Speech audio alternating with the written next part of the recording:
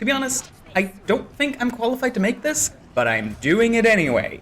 I was genuinely convinced that when EOD came out, Init was pushing from mech to become the definitive Condi spec for engineers.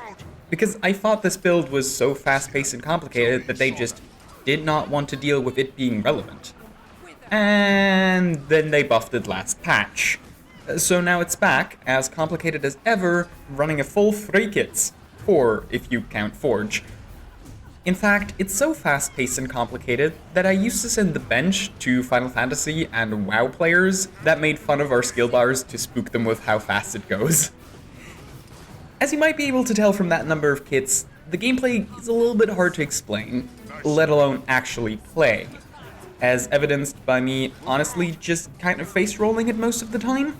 The basis is that you cycle between all of the kits, using the many strong Condi skills as much as possible while you're waiting for Forge to come back up. Photon Forge is pretty short-lived with this one. Under normal circumstances, you want to go in it at 50 heat, so halfway, and use the 3, 4, and autos, and dodge regularly to proc Vent Exhaust and buy yourself some more time. This whole thing can be a little bit simplified by using Photonic Blast module instead of Vent Exhaust, which also means you're not playing without a dodge half the time. And as you can potentially tell from that comment, your survivability is not great.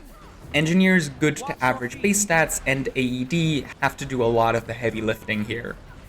At least you're mostly range with everything but bomb kit. If you want a little bit more, Blast Shield is a fairly reasonable inclusion. Utility is a bit hard to evaluate. You have some CC, and you're the best friend of anybody who likes having lots of Condis on the boss, and you do also have access to the very solid engineer utilities, coming with Reflect, Cleanse, Boon Strip, and a bunch more CC options. Just, don't ask me what you're supposed to replace, because I have no idea.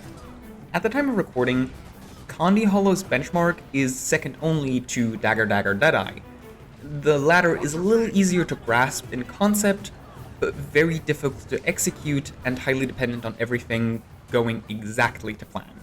Condi Holo, on the other hand, is a lot to look at, but you're basically in control the entire time. It's pretty much all skill. And that puts it as one of the highest skill ceiling builds in the game, and actually gives you a good payoff for putting the time into playing it. So it's pretty solid if that's the sort of gameplay you enjoy. But if it's not, then there are other Condi builds, even on NG, that are likely going to serve you better, or at least more consistently, or at least won't make your fingers hurt.